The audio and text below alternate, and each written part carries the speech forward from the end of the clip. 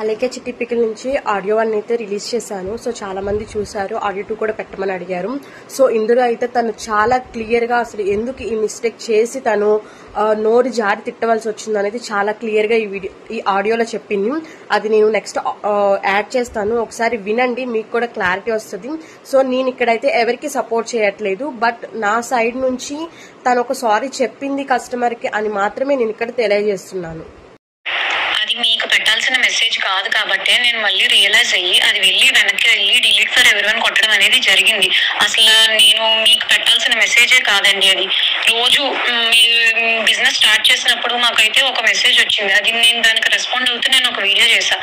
ఇలాంటి abusive words మాట్లాడుతున్నారు, మేము వ్యాపారం చేసుకునే వాళ్ళు, మా మీద ఇలాంటివి మాట్లాడడం ఏంటి అని చెప్పి నేనే ఒకటి రేస్ చేశాను వాయిస్.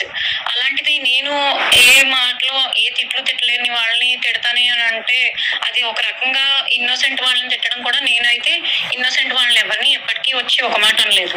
ఎక్స్పెన్సివ్ అనే మాటలు అయితే ప్రైజింగ్ ఎక్కువ ఉంది, ఈ మాటకి ఎవరు అసలు కంప్లీట్ గా రెస్పాండ్ అవ్వరు.